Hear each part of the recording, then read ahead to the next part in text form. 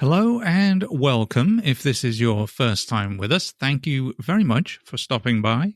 You are listening to Choose to Endure, the show dedicated to the non-elite runners, where we share stories, interviews, gear, and training tips specific to the tail-end heroes of the ultra running universe. If you haven't had a moment to do so yet, please consider heading over to your favorite podcast app, hit follow, rate the show, and if you're getting something of value, feel free to leave a review and let others know. My name is Richard Gleave. I've been running ultra since 2017. I've taken on and finished, at this point, a number of distances, all the way through 220 miles, and I'm unashamedly a member of the back of the pack group, just like many of you. Now, have you ever wondered how to train for an ultramarathon when life feels really busy? Whether it's work, family, or simply the million other things that we juggle day to day, finding time to prepare can seem really challenging. But here's the good news. You don't need endless hours or a perfect plan in order to be successful. As someone gearing up for the Swammie Shuffle 200 in February and the Cocodona 250 in May of 2025, I have had to learn how to maximize my own training while balancing a full-time job and all the other things that go into real life. So in this episode, I'm going to share some simple, effective strategies that I think will work whether you're training for a 50K or a 200 miler. Are you ready?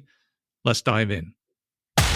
Discover raw, inspiring stories from runners who've been right where you are. This is the Choose to Endure Ultra Running Podcast with your host. He's English, not Australian. Richard Gleave. All right. Number one is really going to be simplify your training with the 80-20 rule. Many of you might have heard of this rule. If you haven't, it means 80% of your training should be done at a really easy conversational effort, and the other 20% should focus on harder efforts like speed work or maybe hill repeats.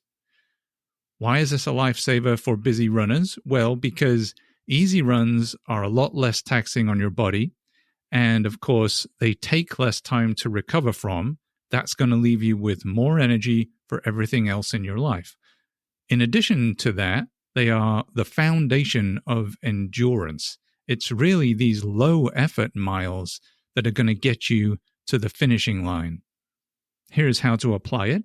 If you're running, let's say, 4 days a week, 3 of those days should be easy, and 1 can be a quality session.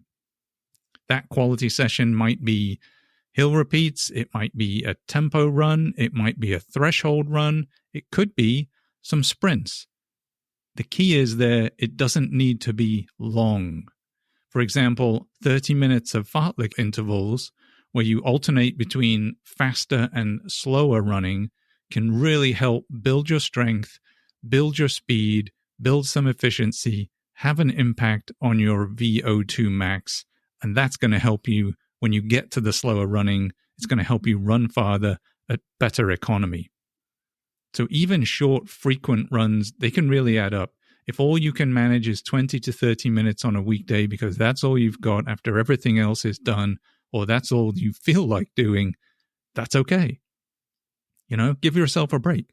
Consistency is what matters most when you're training for ultras. Tip number 2 is going to be focus on time on feet for long runs rather than maybe the distance itself. Now, long runs are really the cornerstone of ultra training. This is where a lot of people feel a little bit of pressure, especially when you get up in time or distance. You might think, oh yeah, I need to run 20 or 30 miles every weekend to prepare for a 50 miler. But that's not necessarily true. If your schedule is tight, focus on time on feet instead of the actual mileage distance. The goal here is to simulate the time and fatigue you're going to experience during the race, not necessarily to hit a specific number of miles. So, for example, if you only have 3 or 4 hours for a long run, spend that time walking, hiking, jogging, a mix of all three. It doesn't matter how far you go within that time frame, as long as you're on your feet, moving forwards, building endurance.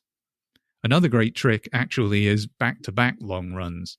So if you can't spare 3 hours on a Sunday for a long run, think about doing a shorter run on Saturday and a slightly longer run on Sunday. Even a 90-minute run followed by a 2-hour effort the next day can prepare your legs for running tired, something you'll absolutely experience during an ultra. So don't be afraid to play with that a little bit and split up your long runs on the weekend into multiple sessions to accommodate the same amount of time. As long as they're back-to-back days, you're really not going to lose too much between each session. You'll still be able to simulate the fatigue coming from that full amount. So tip 3 of 4 here is going to be use cross-training and strength to fill in the gaps. When you can't run every day, cross-training and strength are really your secret weapon. It can be cycling, swimming, yoga, or even walking with a weighted pack. That's really awesome. These can all help build endurance without really pushing the impact of running. Strength training in particular, which is something I always kind of fobbed off if I'm honest, but now I'm really getting into, that can make a huge difference with really very little time commitment.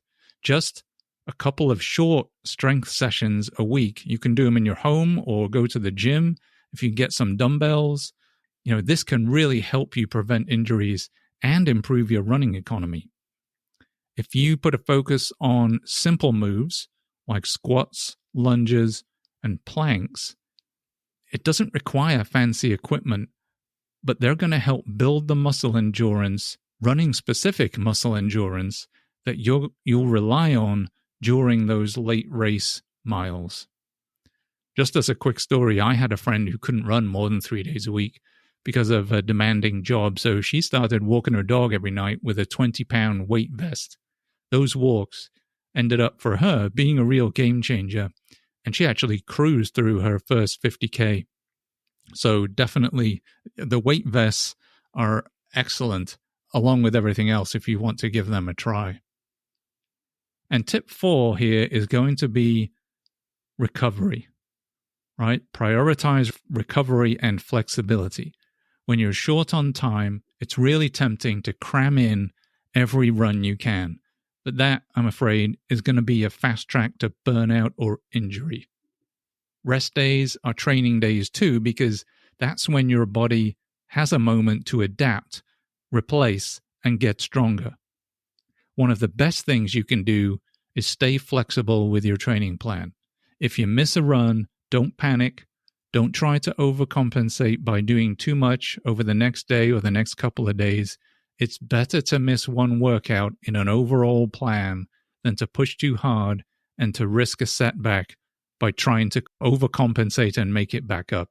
And let me tell you, I've been there, ignoring rest days because I felt like I needed to make up for a missed run because that's what the plan said I needed to do. Spoiler alert, I ended up injured. So now I respect my rest days just as much as the rest of my long runs. They are essential for making sure that you show up healthy and strong at the start line on race day. And that's really your goal from training as much as anything else. Get to the start line healthy and strong. So let's wrap this up with a quick recap of the key takeaways. Number 1 was stick to the 80-20 rule.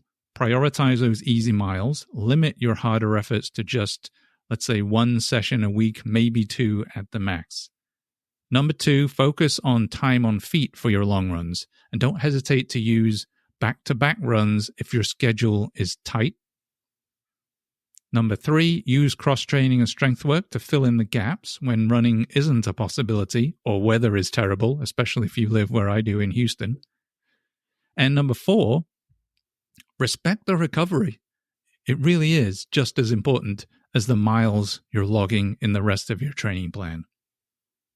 Remember, you don't need a perfect plan to succeed. What you do need, though, is a plan that works for your life. Start small, stay consistent, and trust the process. And you, like me, will be amazed at what you can accomplish.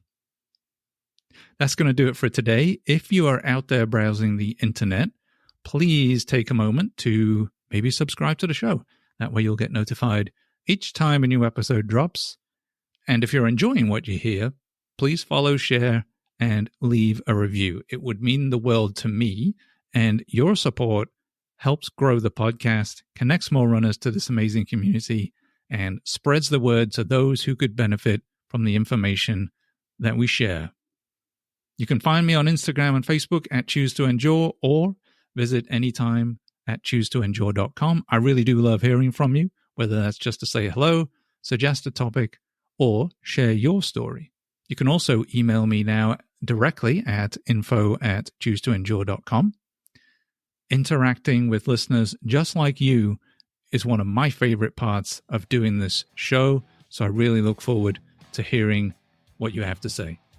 Until next time, make sure you run long, run strong, and keep choosing to endure.